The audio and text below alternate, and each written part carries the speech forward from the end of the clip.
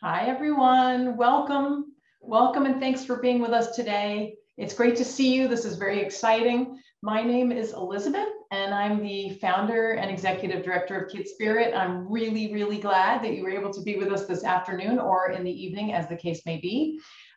We have writers, KidSpirit writers and artists and poets and videographers joining us from many parts of this country and the world today, including Jordan, China, the United Kingdom, Haiti, and then also New York City, Texas, California, and Tennessee. This is a really rare opportunity for kids and our entire community to spend some time together. You're going to see middle schoolers and high schoolers on your screen, along with some adult editorial board coordinators in various parts of the world, which are very excited to have been able to join us today, and youth workers from other organizations who, that we love and who want to just get a sneak peek into what we're up to today. So we're thrilled to welcome you all. And except for our panelists, the adult visitors today will just be watching, because this, after all, is KidSpirit. So this is your day to connect and ask questions of our amazing panelists, to create, explore ideas, and just enjoy this amazing global community that we're part of. So before we begin, I just wanted to ask each of you, if you'd like, take a moment before we go into speaker view in a little bit and go into gallery view and just sort of look around and say hi to people. And if you want to wave, please do. We're really glad to see you. This only happens in this way once a year. We have a big Ed Board Fest at the end of the year, but this is our opportunity to sort of engage in a more intimate and long-term way. Like, we have a chunk of time, and that's incredible, especially these days, right? So say hi to each other. Hello, everybody. And thanks again for being with us. We really want everyone here to relax, enjoy themselves, and take in, be curious, be interested, and allow yourself to really enjoy this special offering that we have today. So before we move on, I just want to remind everybody, it's for your best viewing experience to put Zoom in speaker mode. That way certain people will be spotlighted in the first hour of our program, and that way you can just see the conversation that's happening among the smaller group. And then mute yourself, unless you're asking a question, in which case, of course, we want you to unmute. So that way everyone will be able to hear the panel well. And I'm super excited to be introduced so that you will, in a minute, meet our adult panelists and our kid panelists. So you're going to be joined by two extraordinary thought leaders. And at the end of the panel, all of our young participants, that's you guys, will have the opportunity to ask questions. And when that time comes, please just put your questions in the chat, and then our moderator will call on you, and then you get to unmute yourself and ask your question out loud. So that'll be wonderful to bring everybody into the conversation. Then when the panel is over, we will thank all of our adult visitors for coming, wish them a good rest of the day or evening, as the case may be. And then all of you guys, our KidSpirit editors and contributors, will break into smaller groups to have a chance to speak in a more intimate setting, like to get to know each other, talk, meet for the first time in this way, and do some creative exploration. So this is an invitation to engage with each other, create, listen, learn, and more than anything else, just have fun. And so now, before we get started, I want to introduce Katie Lamb, who is a writer joining us from Tennessee, and also the coordinator of our editorial board there. Please welcome Katie. Hi guys, I'm Katie. I'm from Tennessee. I'm 17. I'm a senior this year, and I'm going to be introducing Lewis Dabney. Okay. Lewis Dabney is a leader in the field of conflict resolution with 25 years of experience, specializing in civil rights mediation, restorative justice, ethnic and religious conflict, program management, system design, and training. He is a leading expert in the mediation of disputes pertaining to the Americans with Disabilities Act, and has lectured on various aspects of conflict resolution practice at universities in North and South America, South and Southeast Asia, and Europe. Lewis is Executive Director of the Key Bridge Foundation, a nonprofit alternative dispute resolution practice that provides a range of conflict resolution, program management, training, and technical assistance services to clients in government, business, education, nonprofits, and unions. He has trained and mentored hundreds of mediators across the United States and served in several leadership positions in the Association for Conflict Resolution. He was a winner of the Carter School for Peace and Conflict Resolution 2020 Distinguished Alumnus Award.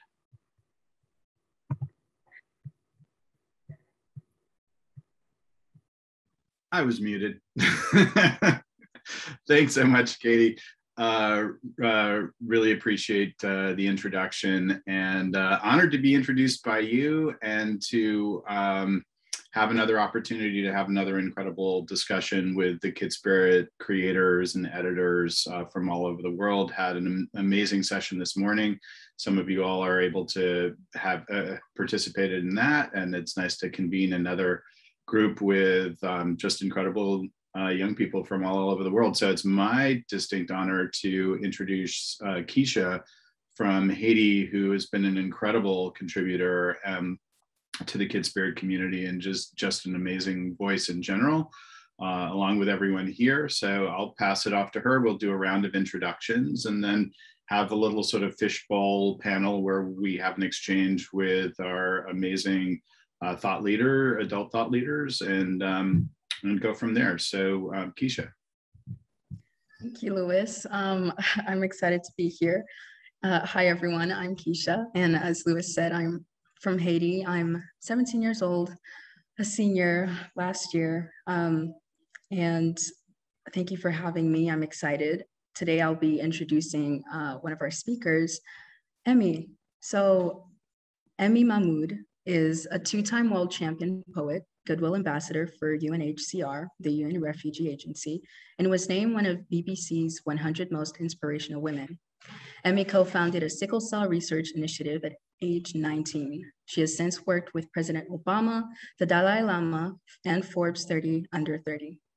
Emi has given multiple presentations at the United Nations General Assembly, the World Economic Forum, and Google Zeitgeist, and various high-level events. In 2017, Emi created and hosted the first fully inclusive civilian peace talks and roundtables across her native Sudan. She then, in 2018, as founder of the One Girl Walk and Dreams for Peace initiatives, walked 1,000 kilometers for peace in 30 days, mobilizing thousands of people along the way.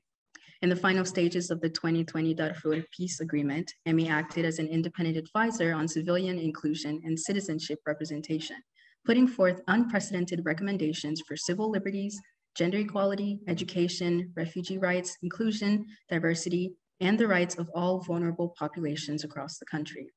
Emi, author of Sisters in Trance, was featured among Harper's Bazaar's New Changemakers of 2020, alongside several other groundbreaking artists, leaders, and entrepreneurs.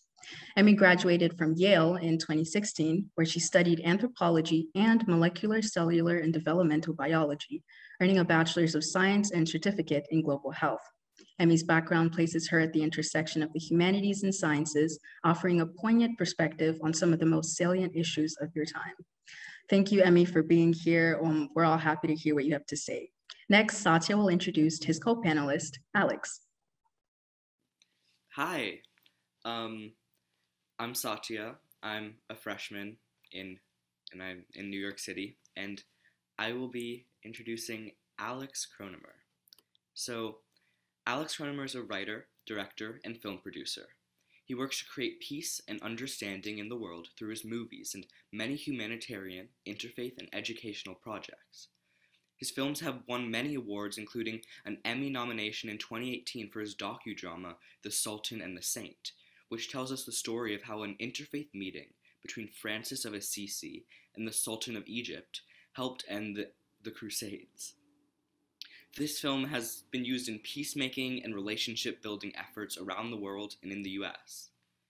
His previous films include stories on heroism, such as Enemy of the Reich, which recounts how a timid Muslim woman found the courage to confront the Nazis in World War II and sacrificed her life to help the Allies win the war. Prince Among Slaves, another of his award-winning films, tells the story of resilience in the face of incredible loss, as it chronicles the biography of a Muslim prince from Africa who lost his kingdom when he was captured during a war and lived for 40 years enslaved in Mississippi before gaining his freedom and returning to Africa. He's produced several other award-winning films and regularly consults in Hollywood on many popular television programs. He's also the co-writer of 2017 international animation hit Bilal, A New Breed of Hero, which won Most Inspiring Film on Animation Day at the Cannes Film Festival. Mr. Kronemer loves working with the next generation of writers, thought leaders, and social activists, and is really looking forward to meeting everyone in today's event. We're so excited to have you here. Next, Emi will introduce her co-panelist, Keisha. Hi, thank you so much, Satya, for passing that off. I'm unmuted, right? Okay, great. I'm so excited to be introducing Keisha. Your bio is amazing, and I'm really excited to get to share it. Keisha Joseph is a high school senior living in the capital city of Port-au-Prince, Haiti. She took refuge in America for a few years with her parents shortly after the earthquake that struck Haiti in 2010. An aspiring writer, Keisha joined KidSpirit her freshman year. She has since won several KidSpirit awards in the 2020 and 2021 for her pieces Society, Mental Health in Today's Society, and Goddess of Quiet. She finds herself interested in the subject of the mind and psychology and advocates for mental health through her writing and artwork. Keisha strives to continue sharing her passions for poetry, reading, and writing while spreading her Caribbean culture and raising awareness for change in her country's politics. And yeah, I'm gonna pass it on to Alex. Thank you, and hello, everyone. First of all, Satya, that was an amazing introduction. Thank you very much. I'm going to bring you with me anytime I speak so you can introduce me. That was tremendous. And particularly so when I tell everybody how young you are. So Satya Shah is a 9th grader at Beacon High School in Manhattan, New York City. He's been part of KidSpirit. You must be one of the youngest people ever to have been joining KidSpirit. He started KidSpirit when he was 9 years old and has written a number of articles, of which I've read a few of them, and they're amazing. One of his articles is called Speaking Up, and it's about the power of his own young voice to speak out against hatred in the KidSpirit issue on unity and division. And also he wrote a terrific article called To Be Me, about how his family and community's influences help him to face anxiety for the issue of KidSpirit on fear and anxiety. He loves to act, sing, play piano and trombone and guitar, very talented person. And he's considering a career in mental health services when he grows up. So thank you for having me. And Lewis, let's get started. Excellent, great. Just wonderful company. And thanks to Satya also for helping to anchor our benefit, the KidSpirit benefit several nights ago, which was a huge success. So, you know, a lot of poise here. Yeah, so this is just an opportunity to have a discussion, and at the end of our little panel discussion here, we'll open up questions to folks who aren't on the panel to broaden the discussion, and then have breakouts as we did earlier this morning. So Alex, do you want to kick us off? Sure. Sharing like what inspires your work and what your passions are and where you're at. Yeah, so I've been doing this work for about 20 years in the space of working in the media to create peace and understanding between people with different cultures, particularly Muslims and others. The work really was born out of the crisis that 9/11 created for our country, but for the whole world. And so this is the space that I've been working in these last 20 years. We create films to address various stories, and we focus mainly on storytelling of Muslims in different times in history, places, and contexts. We do a number of many outreach and educational programs. In fact, one of the adult guests with us today is Daniel Tutt, and he runs that program, including a program called Unfold Your Own Myth, which we are working with KidSpirit on.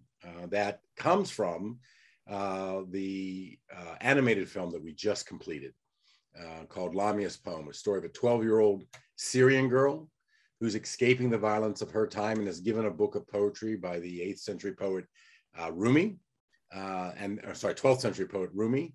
And the book becomes a magical gateway where she meets the young Rumi when he was a boy, also fleeing the violence of his time. And she helps him in this magical world that has a lot of frightening things in it that match her real world crises, to write the poem that 800 years later saves her life. And I think we have a little clip to share with you all. And so you can get it's a trailer for Llama's Poem. So Lewis, if you're ready to run that, let's play that for the group.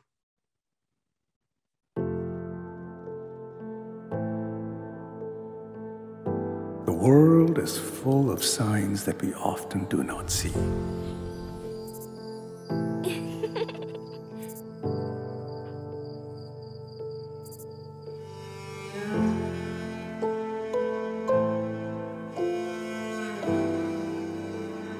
Can I go out with my friends? Not today, Lamia. I have a bad feeling.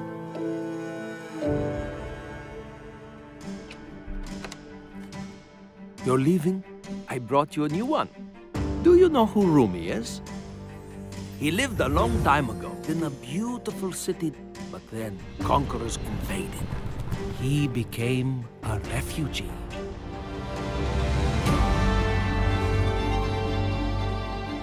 I know it seems hopeless, Jalal. But try to look beyond this moment. You were made a writer because someone somewhere needs your words. Lamia!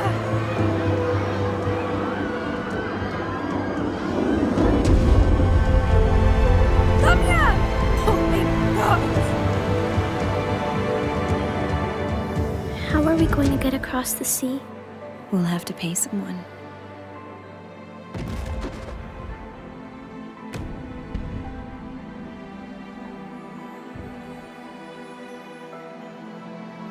This book, it's special, very special.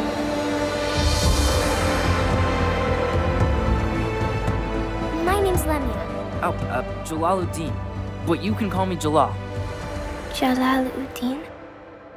Rumi? You want a place on the raft or not? Please, it's all I have.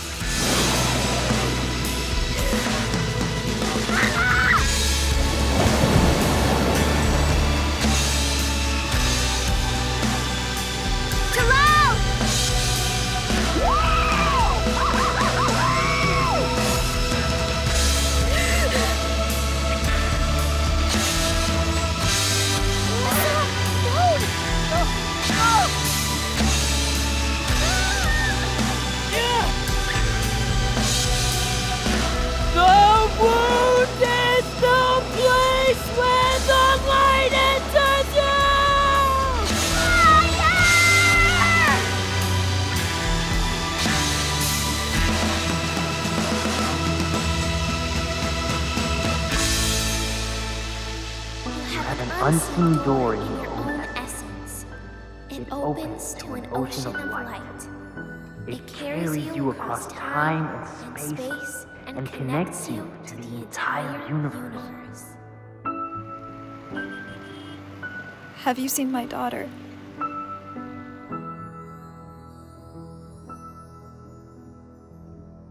Lamia.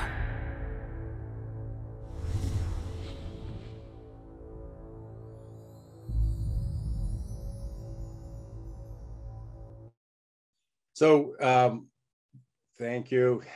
So this is a story about the power of poetry to reach across time and space. And now you're going to experience the power of poetry as Emi introduces her work and performs a poem, which I got to hear this morning, and it's just amazing. Emi? Thank you so much, Alex. And actually, it's really funny because we knew coming into it that not the same audience would be in which sections, but because it's recorded, I'm actually performing a different poem that I think you'll extra appreciate. It's one that I wrote years ago, and Rumi is actually one of my inspirations. So I feel like an extra deep connection to the movie, and I'm really excited to be seeing it eventually. So for those of you who don't know, my name is Imtitled. I'm called Emi, and Keisha, you did an amazing job introducing me, so thankfully I don't have to say anything about all of that. But right now I'm in Scotland for COP26. It's the biggest climate summit in the world, and we're trying to push some things forward and trying to push back against all of the, let's say, established voices in the space. I'm going to be very diplomatic about it. There's a lot of presidents here and heads of state and things, but I think the important thing about being able to bring art into the space and to being able to foster and facilitate the inclusion of marginalized voices in these sort of spaces is that you can stop people from speaking in abstractions and bring things back to reality. Because a lot of times when people talk about these really big political and global issues, they forget that it's very personal for a lot of us. Darfur it was my first, I'm from Darfur. It was my first introduction to public speaking. I was 10 years old when I started speaking publicly about the genocide in my country. But I was 7 when I started writing poetry. And it was in 2nd grade, my teacher, Miss Weinstein, said that a poem is something that rhymes about something you care about. And my first poem ever, and remember this is where I started, went like, lions are light brown. I think they like to sit down. And I have the rest of it somewhere at home. So I remember writing it in manila paper. I came home and my parents said, "You're a poet."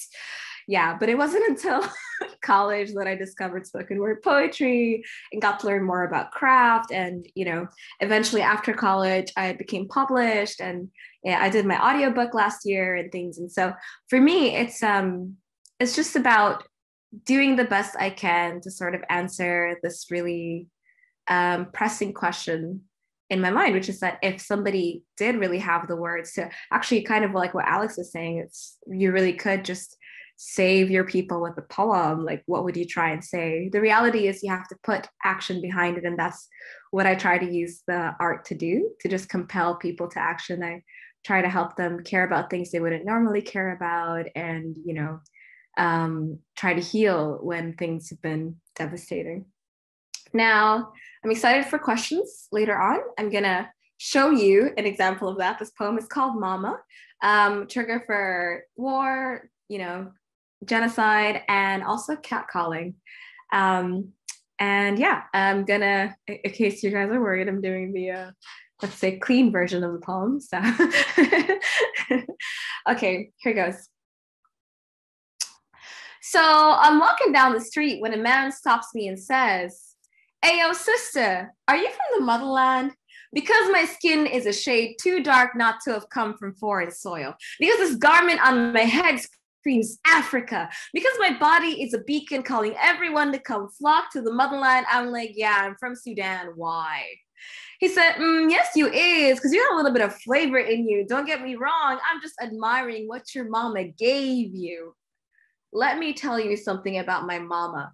She can reduce a man to tattered flesh without so much as blinking. Her words fester beneath your skin, and the whole time you won't be able to stop cradling her eyes, because my mama is a woman, flawless and formidable in the same step. Woman walks into a war zone and has warriors cowering at her feet. My mama holds all of us in her face, in her body, in her blood, and blood is no good once you let it loose. So she always holds us close, keeping us safe from caving in. When I was 7, my mama cradled bullets in the billows of her robes. That same night she came home and taught me how to get gunpowder out of cotton with a bar of soap.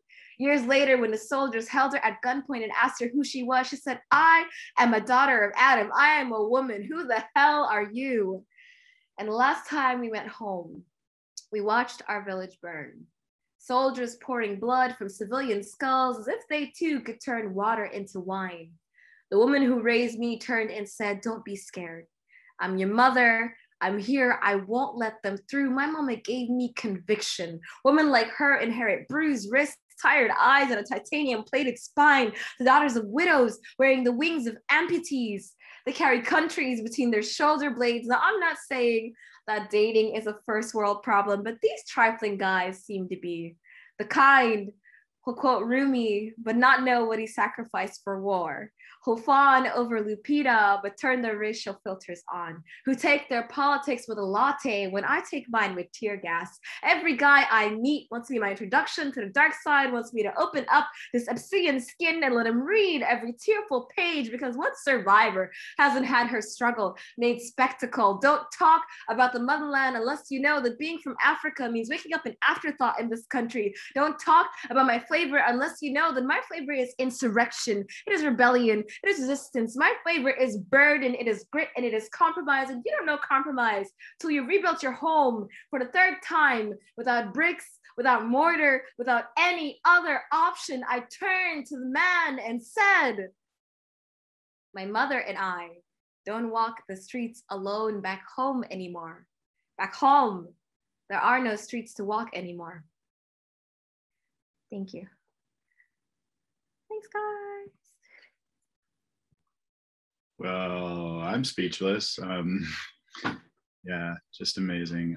Thank you. I'm passing the mic to our incredible KidSpirit editors, Keisha and Satya. That was amazing. No matter how many times I listened to it, I actually watched it on Button Poetry. Oh, and same as people like us. Thanks a lot. Thank you. And thanks, Alex. This actually segues into the first question I have for you, which is, who is the person you most look up to and why? Oh, that is such a tough thing to answer. Well, when you hear mama, you can tell it's my mom, my grandma, my godmother. It's the matriarchs in my family. And I think, I mean, I guess I cheated the answer. The person I look up to is many people, but it's all one category, the matriarchs in my family, because they've been through so many different things. And it's, I think when the structures in society fall away, it's up to the women usually to be the buffer between whatever is left and the chaos that's out there. And that's just what I've seen growing up. My godmom, for instance, she's, I think she's like half Irish, half, I always forget if it's like Slovenia or something, but she's, you know, she's an octogenarian. She's married to my goddad, who is Black, and they got together way back right before the civil rights movement when they were very young, and they're civil rights activists. My goddad was the founder of SNCC.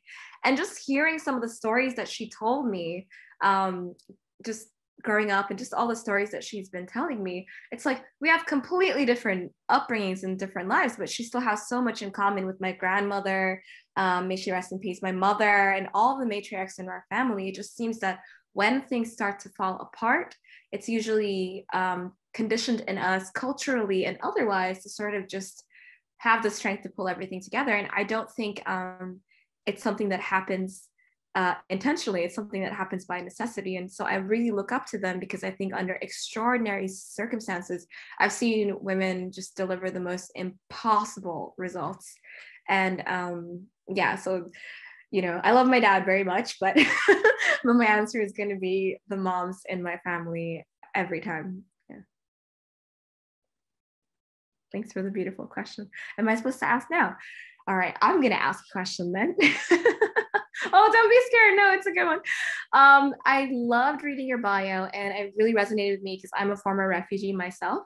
So I just wanted to know a little bit, and I loved what you said about mental health and things. I think a lot of times, you know, that space isn't really explored very well. And I think that it's a very important space to be in. So maybe like what opened your mind to the idea of just making sure that we can change our society through mental health, and just thinking about quality of life, going from just surviving to thriving, because I think that's what you're doing beautifully with your artwork, with the awards you've gotten, and just the intentions that you have. So I just want to know what opened your mind up to it at such an early age, and just like, you know, more power to you. Yeah. Yeah, thank you. I think it started after the earthquake, and how, you know, in Black society, mental illness isn't really looked upon. And I've had my experiences, and I know family members and others who've had their experiences. And I just wanted to let others know that they can speak about it. It's such a stigma in our society and in Haitian culture. It doesn't, whenever you talk about depression, they just tell you, oh, you're hungry, don't worry, it'll pass. So it's just bringing light to it and making people feel comfortable. Like me as a person of color, speaking about it, helping others be in comfort and know that it's not anything to be ashamed of, because there's the shame that's brought upon when you hear about mental health. And that's mostly where it came from. Thank you for the question. Amazing. Well, it's beyond your years and just, yeah, fighting against that stigma. I'm really proud of you. I'll pass it on to Alex. Yeah. First of all, Keisha, that was very deep. Thanks for sharing that. And this has been really an extraordinary experience for me, talking to all you young people. I've been trying to put myself in the way I'm answering questions and framing questions in the mindset of who I was 40 years ago when I was starting out as a writer, the insecurities I felt, the struggles that I felt, and trying to share some of that experience with you, which I hope will be of some help as you all work as artists and start to define your career. But let me, I wanted to talk to Satya just a little bit. As I said, you're very young and you're pretty accomplished for a person as young as you, and very insightful too, let me say. And your article "To Be Me," you wrote about overcoming fear and anxiety, and I'm just wondering, in that article, you talked about how your family and community played a role, and we're living in a very anxious time, as we all know, and some of us are coming out of very fearful circumstances. So what's your reflections or your thoughts on how family and community can help us, can be a well that we can draw from to help us overcome fear and anxiety? Thank you for that question. I guess I think that it's hard to realize the community you have around you, all the people who care about you and love you. But when you can really see them, there's no better resource, I guess, to help you get through what you're facing, whether it's your family who will love you unconditionally, despite, I'm sure everybody has experiences of like annoyance with siblings or parents, but despite all that, they're always there for you. Friends, when you make real friends, there's nothing you can't talk to them about. It's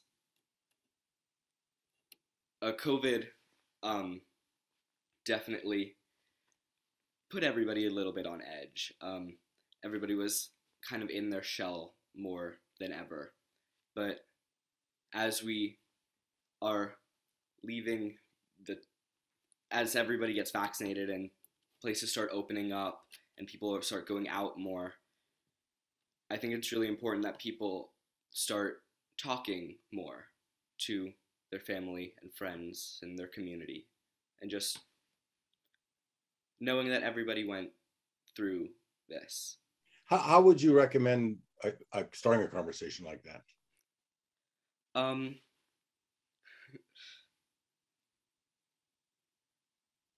not sure. Just be open and honest, and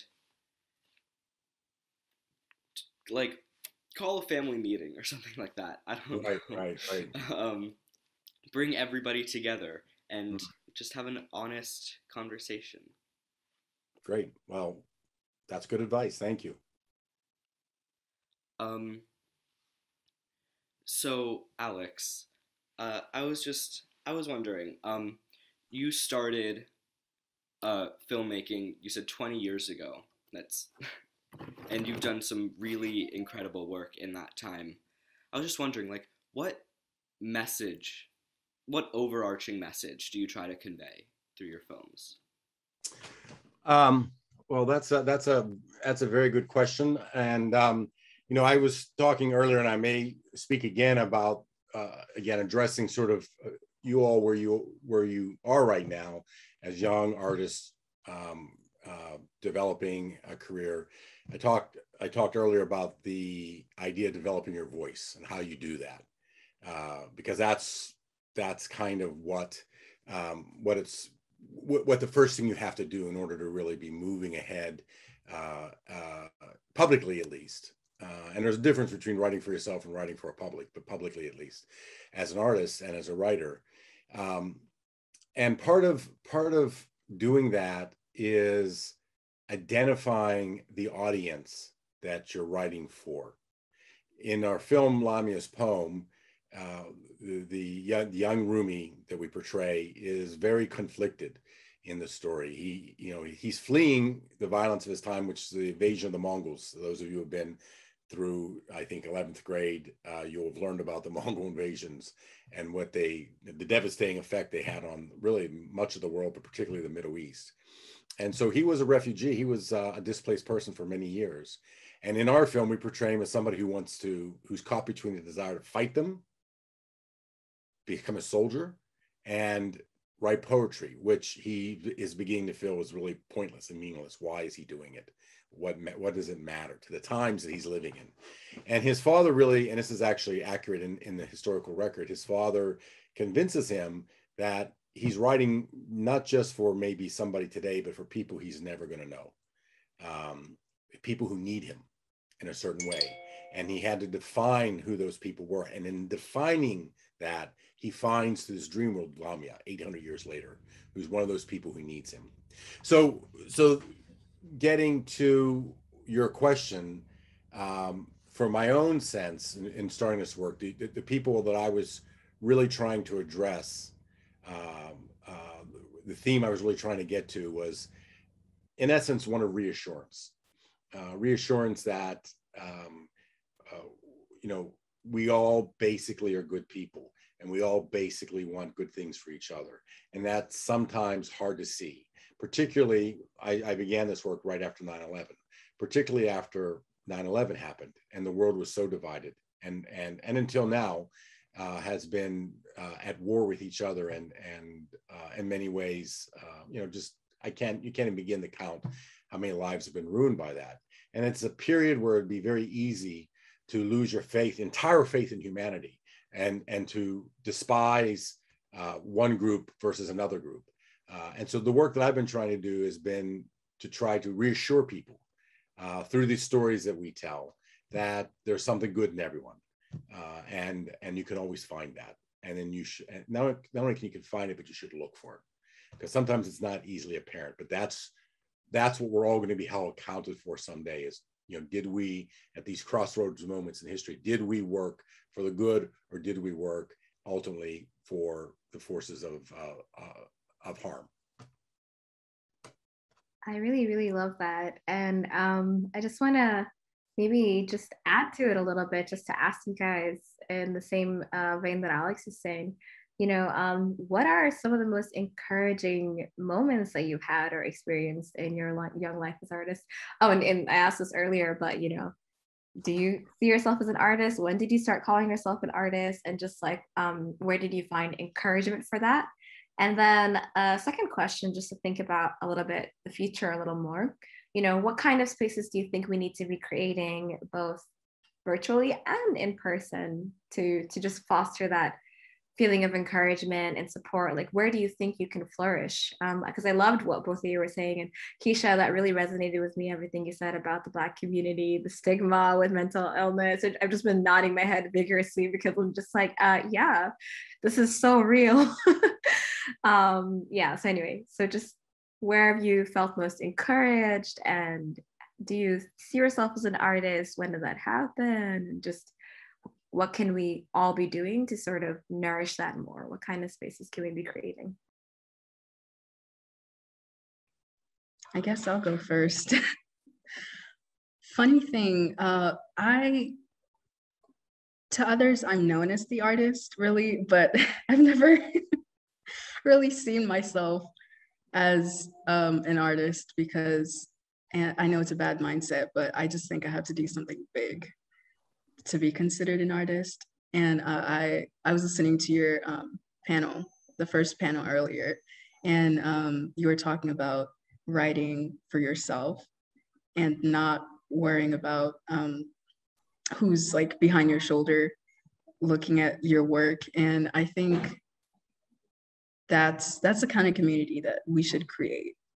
Just the kind of private community for yourself, and but where you feel comfortable enough to start sharing with others. And even if you don't share it, just feel happy that you wrote something and that you were able to express yourself on paper or in art, like drawing, painting, etc. And yeah, I think it really fosters just a safe community in general. I really like that question. Keisha, let me just add to what you're saying. You said something that again, I think a lot of people on this panel might resonate with, which is you're hesitating to think of yourself or call yourself an artist until you've, won a Pulitzer Prize or performed on Broadway or something like that. And what I want to say, and it's, again, really important for you to understand at this point in your career, there's a difference between being an artist and working as an artist.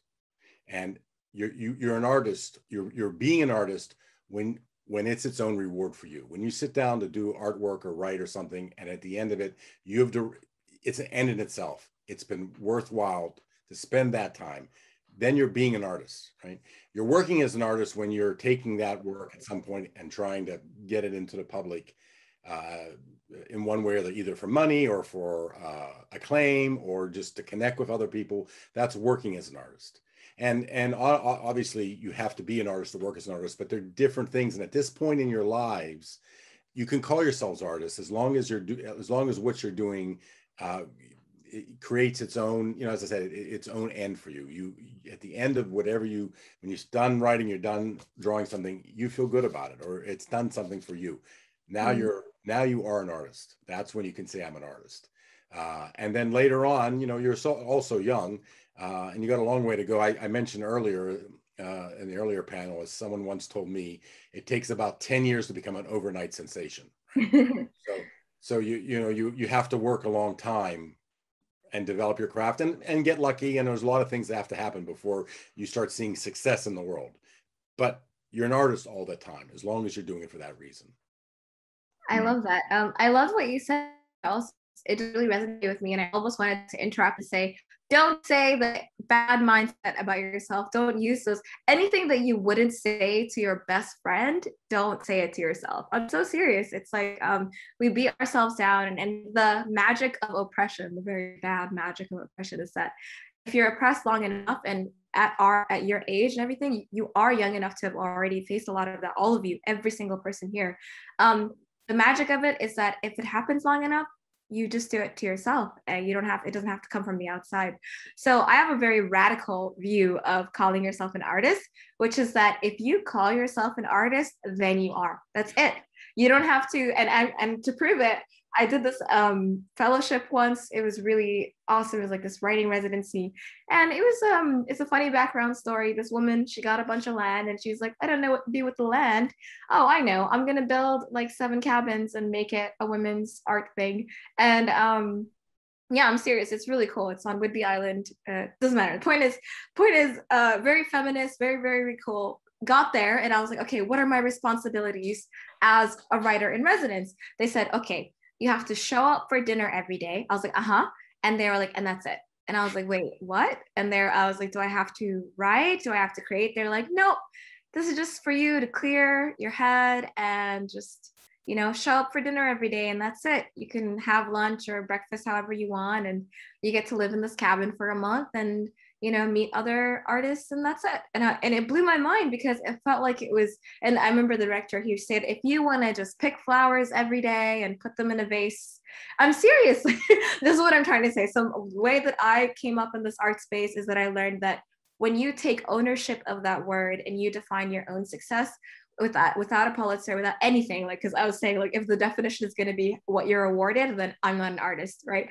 But so you gotta define it yourself, and that's what Alex is saying as well. He's saying at this young age. I'm saying at every age, at every single age that you are, you get to define for yourself what art means to you, what you're going to do with it. And I'm conscious that we haven't let Satya speak yet, but we're gonna get to you too. But yeah, if you want to pick flowers every day, if you create one piece in your entire life that you show to anyone or don't even show to anyone, then you are an artist. And I think that it's just something that should let you feel more free. And when you do go into the workspace of it, I will agree with that 100%, that the workspace is very different.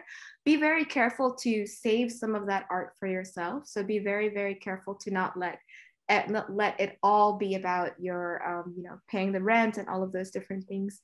But yeah, I really, really believe in what everyone is saying. And I just want to say that, when we create those sort of spaces, like you said, with no one looking over your shoulder, that was that space for me on Whidbey Island. It was just like flowers, picking flowers, doing really fun things. I can't remember. I think it was Gloria. Was it? No, I don't remember. But there were a lot of people who were. Was it Gloria Steinem? It was a lot of really, really famous feminists and like other things and first wave. But it was really cool. But the point is that if you wake up one day and you have already express yourself in that way and you never write again, or you never draw again, or you say, that's it, I'm done, like Childish Gambino or something, you're still an artist. You're an artist for life. I remember he did some music and then he was just like, okay, I'm done, and everybody's like, what? No, Rihanna, she's like, I'm done, and people are like, what? No, you will always be whatever it is that you define yourself as, and just let yourself have that space for yourself. Wow, amazing. And Satya, jump in, and then we got to pivot to the Q&A from the larger group, but just incredible contributions here. Thank you so much. Satya, just to respond to Emi's prompt. I mean, I agree with everything that you all have said. I definitely think I'm in the same place as Keisha. I've done art. Like, I love music, I love writing, all this stuff, and I guess by Alex and Emi's definition, that makes me an artist, but I don't know, I've never felt like an artist, truly, and it's something that I think everybody needs to broaden their definition and truly just do what makes them happy, whether that's art or something else. But we need to pivot. That was great. Yeah, totally. So yeah, if there are questions from the group that are coming in to sort of continue to move the conversation, again, I'm just struck by how creators can feel in isolation, and just that nourishment of having taking any open space and the self-definition, the self-authorship of like, I'm an artist if I say I'm an artist. And it's interesting, Keisha, you sort of said like, I'm called the artist, but just like claiming that, and that's such a human thing, right? To feel displaced from your own body and your own body of work, even when you're creating it. So it's sort of like embodying who it is you already are, and laying claim to that. So just amazing. Yeah. Do we get any questions yet? Because I have a question if we have. Yeah, shoot. No, we don't have any. Actually, I was going to ask Emi to elaborate. Keisha, something you said also, you're called an artist, but you don't feel like an artist. We were talking in the earlier session, I guess you were on it too, but for the benefit of everyone else, about this thing a lot of young artists feel, which is the imposter syndrome, right? Yeah, you don't feel like you really are this, you don't feel like you really are that. So you're saying you're being called that, but you don't feel it. You had some interesting things to say about that earlier. Yeah. Maybe it would be a benefit for everyone to hear that. Yeah, I think it's so important. I love that, Alex. Thank you so much. And I love what you're saying. And I'm always just like, let's push it even further, because, if you think about it, you've got all of these really famous women authors from way back when that used male names because writer was considered to be just like a man, right? And even what's called Phyllis Wheatley being the first famous Black woman who was a poet, because again, poetry, writing, and reading was not for Black people. So what I'm trying to say is that, as time goes by, our definitions are expanded societally. And as time goes by, I think as young people, especially in your guys' generation, even younger, you have to really, really start. If I come home, showing my parents that little poem about being, about lions liking to sit down, and they said, yeah, try again, that's not really poetry, I probably wouldn't be where I am right now. But they're just like, you're a poet, and it was just those kind of little moments.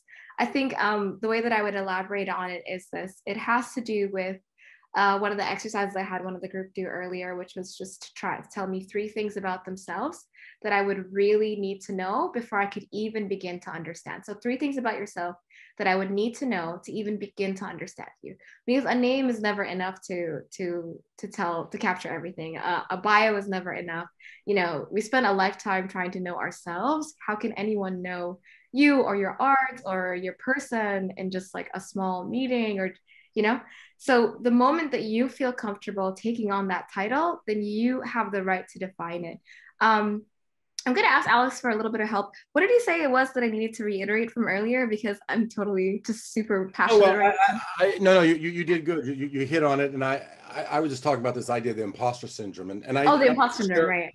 I want to share actually, so I keep making fun of how old I am, but I've been doing this for about 50 years. And so cool. I have worked, I'm not going to name any names because I'm about to say something about these people, but I've worked with some of the biggest names in Hollywood, some of the biggest actors, some of the biggest writers, some of the biggest directors in Hollywood. And I can tell you all of them are just balls of insecurity and feeling uncertain about what they are and feeling that their work isn't good enough. And so if you're feeling all those things and you imagine that these people that you see doing work don't feel those things, and that's why you don't feel like an artist, because you don't have that, because you feel insecure, you feel upset. Let me tell you, the most insecure people I've ever met are some of the biggest stars and some of the biggest names that you can recall. Again, I'm not going to name names because I've worked with these people, but I'm letting you know. So you should not, again, you shouldn't imagine that once you reach a certain level of accomplishment, that fears and anxieties go away. They never do. They're part of the process. And we've been talking about, Emi, you were talking about like how you start with feelings and then you work to create art. And it's really the work between your kind of your subconscious mind, your emotional part of you, and your intellectual mind. You start with feelings and they're loose, and then when your intellectual mind looks at them, they suck. What is this? It doesn't make sense. It doesn't good. And then you try to put that together. But that's just the process. And you shouldn't feel like because those first, second, third drafts are not very good, that means you yourself are not an artist, or that somebody who creates things, it just comes out of their brain like that. It doesn't. Everyone has to work hard at it. Thanks so much for saying that and for like getting me back on track. Imposter syndrome, I defined it earlier, but it's just this idea that, if you ever felt that what I'm doing isn't good enough, or at any moment people are going to realize that I'm actually not up to par, or that I'm actually not really an artist, and they're going to call me an imposter. It's that feeling that at any moment, any success that you had is by accident. Any good thing that you've created, also a total accident, and that people are going to see the next thing that you make and they're going to be like, what? I guess they're like a one-hit wonder kind of thing. That imposter syndrome is something that everyone feels, and we all feel it. And just like Alex was saying, artists feel it all the time. And I think it's a side effect of just not having that full ownership of your art and of the feelings and the reasons that you create. The reason that I create and the reason that I share are separate. And that really helps me feel like an artist. It helps me remember that I'm creating. I create to process the world around me, and I share because I feel like some people can heal from hearing that. And so as long as you keep those 2 things separate, you might be able to fight the imposter syndrome a little bit more, and just try to keep in perspective the idea that, yes, other people will always try to tell you who you are, what your identity is, but as long as you're defining it for yourself constantly and redefining it and giving yourself that room, like Lewis was saying, you know, you can be okay. And thanks. And let's quickly jump to some of the questions that are lining up. We've got Abdullah and Jordan who'd love to come off video and unmute and be spotlighted here for a quick question. So I wanted to ask, what's the meaning of to be an artist, and what's the artist's duty?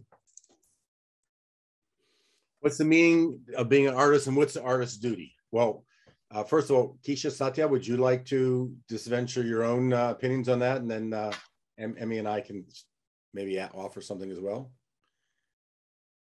I think the meaning of an artist is, I mean, what we are talking about, it's making art for the joy and reward of making art. But I think the duty of an artist is just to be happy with what you create, to to put yourself into your work and to not do it for anybody else except yourself. I agree. This mostly resonates with what Emi was saying on how you need to have ownership of your own art. And I guess that defines yourself as an artist, not what other people tell you. I'll take that advice, by the way. It's just really great advice from both you and Alex. So thank you.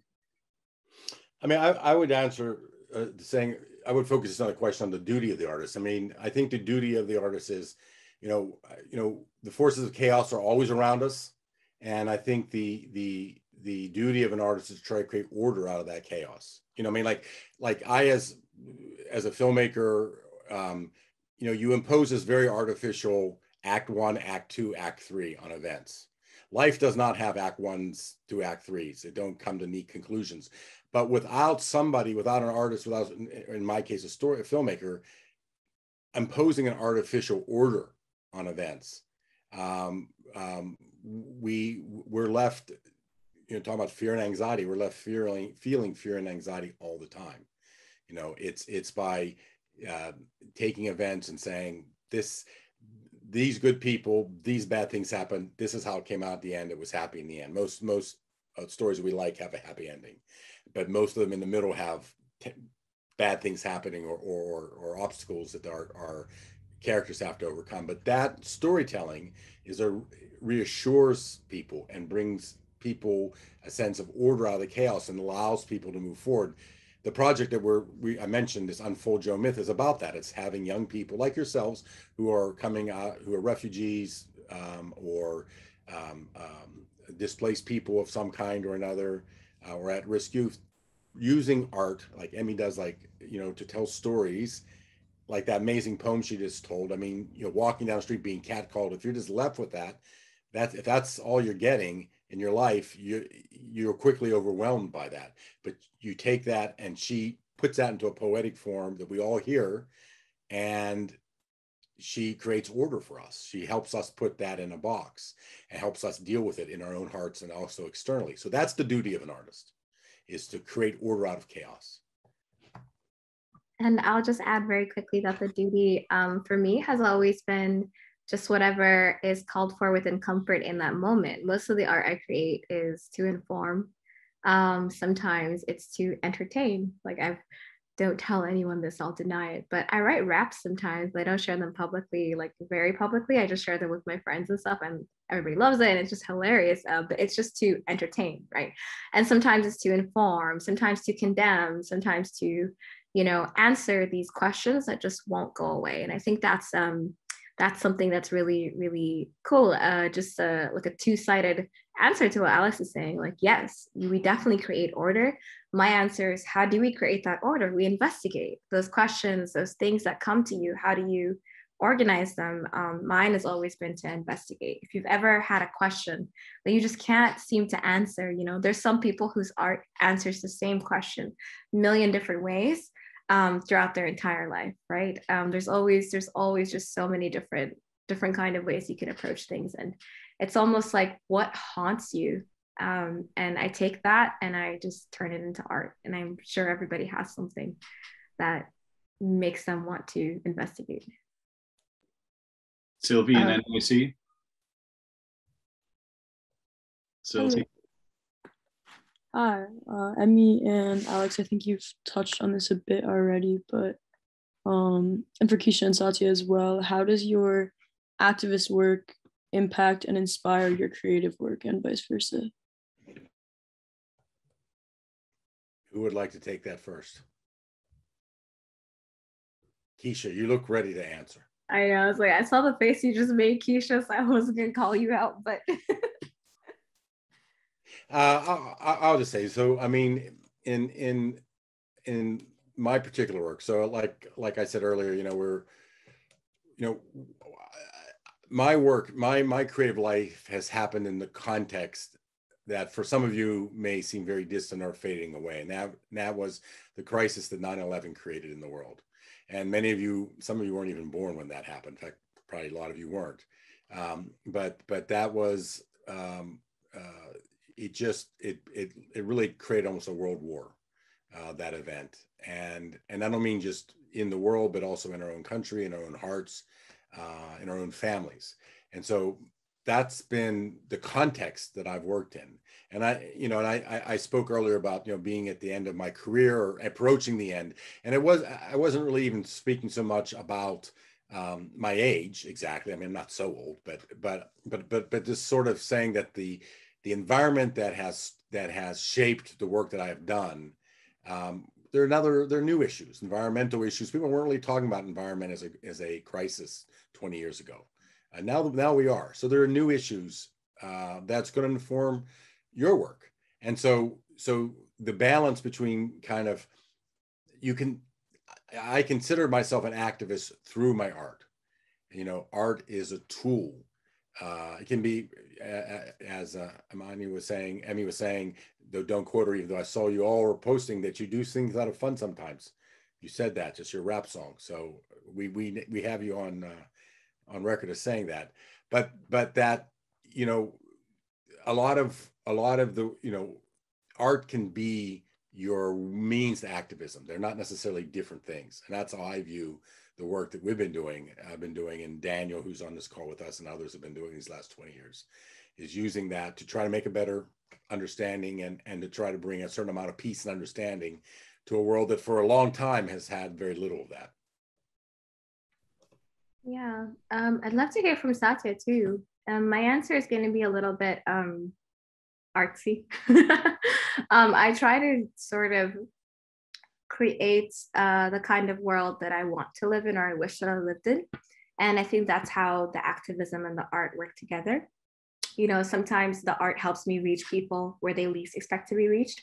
So if I showed up, with anthro and bio as a background and was just like, I'm here as a medical, anthropologist going to medical school soon, to tell you guys that the way that you've been treating people is a violation of human rights, yada, yada, yada, might not reach as many people as if I was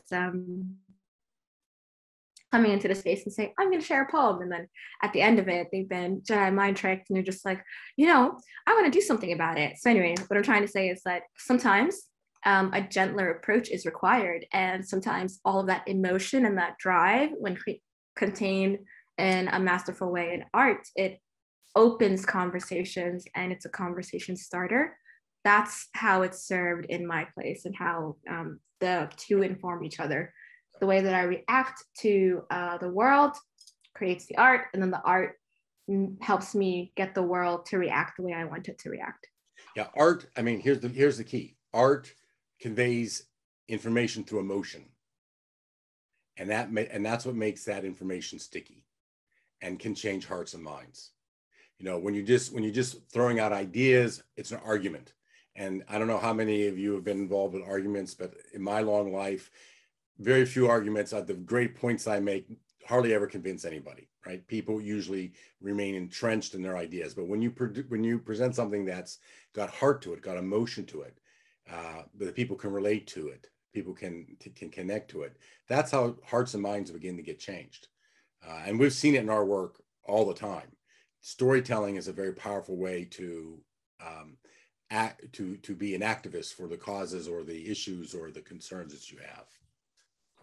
Hey, we're running a little bit late, so I definitely want Satya to jump in. We're going to take one more question after that and roll to a break, quick break before the breakout rooms. I think that for a lot of people, it's interchangeable. It's like their art is their activism, and their activism is their art, and that's something really special because they're changing the world by doing what they love and what they want to put out there. And I think that's one of the greatest things you can do. Absolutely. Pragya in California.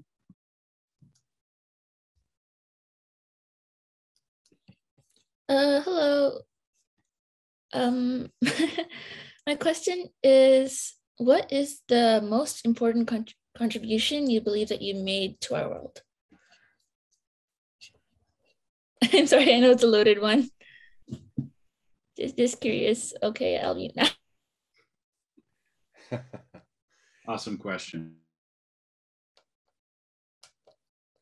Well, am I on? Yes.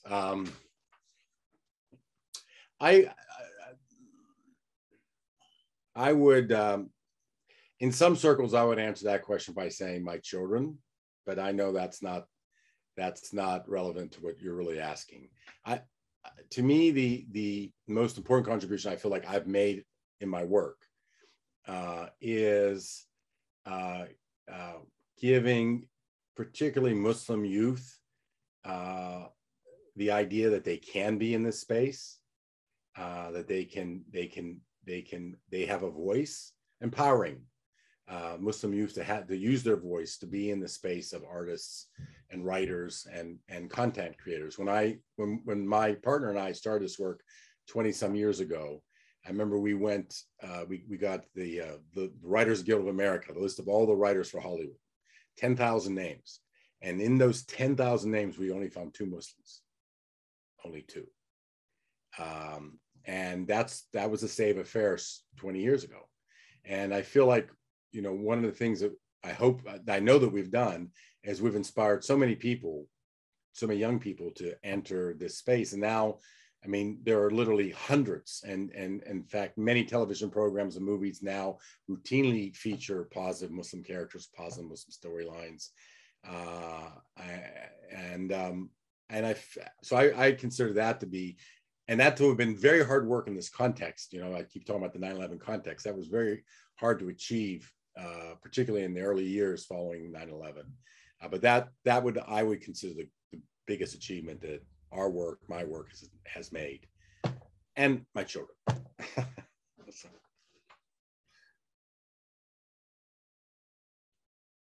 Anyone else want to go? I guess we can do it in reverse age order, like you said last time. I would say, well, I love what you said. Also, I'm a Muslim youth, and I appreciate it. What I was going to say is that my contribution is not even my contribution at all. It's going to sound really funny, but I say it in one of my poems, and this is the only one that I usually quote because I think in audiences like this, it's very important to say it. When your very existence is an act of defiance, live.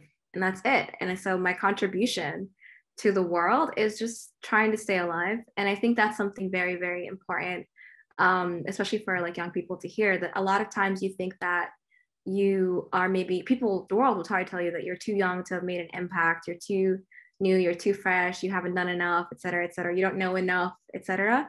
But just by the fact of you having survived this long, against whatever odds there are, and just by the fact of you just choosing to keep living and to keep doing the best that you can to just, go out into the world as a person, you're a person. And I'm very, very emotional about this topic because I do have family members who aren't here anymore, and especially young family members.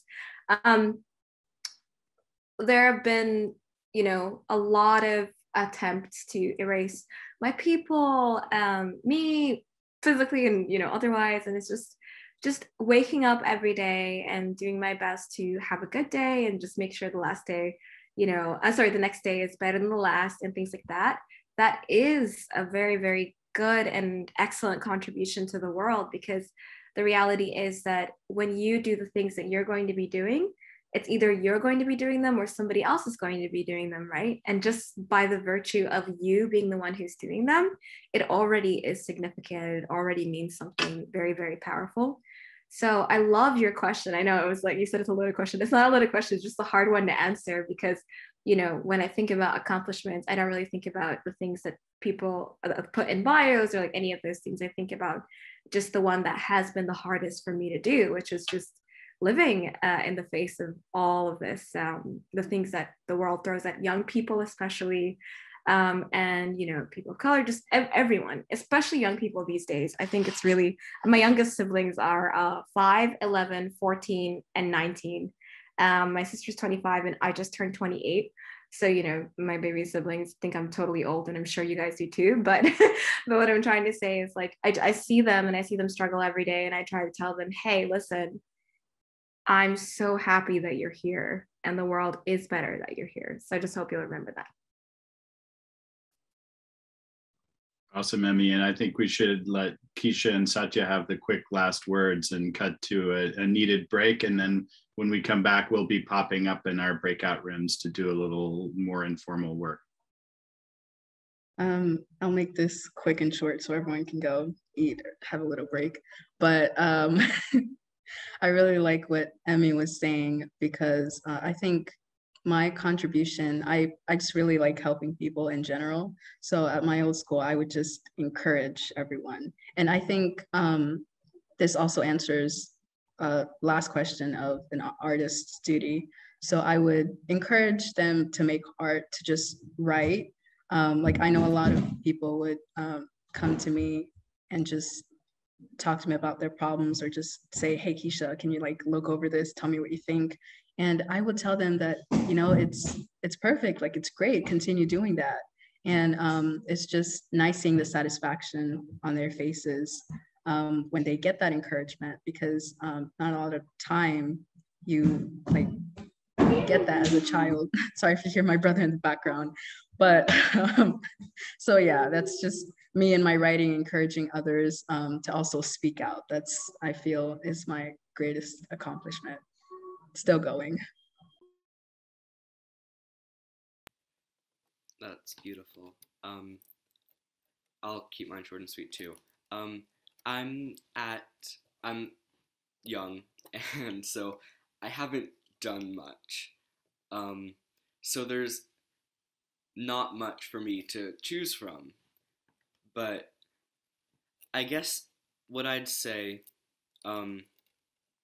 is I pride myself on being like the therapist of the friend group, things like that. I love being the person that my friends can talk to with anything that is on their mind. And I guess my, how is it phrased, greatest contribution would be just that I've been there for friends in some of their darkest times, and I've been able to, I think, provide a sense of comfort, and that just really makes me incredibly happy. And Keisha had like an incredible comment earlier about being the comfort or something, and I don't know exactly what that was. I wrote it in the chat earlier because it popped for me, but what an incredible discussion, you all. Like, enjoy a quick break, 5 minutes, and we'll be back in. We're going to say goodbye to everyone who's not going to continue the discussion in a closer context with all the KidSpirit youth and contributors. So thanks, adults, for joining us, and goodbye for now. And just what an honor to be with all of you, and thanks for your contributions. And take 5, and we'll see you in a few.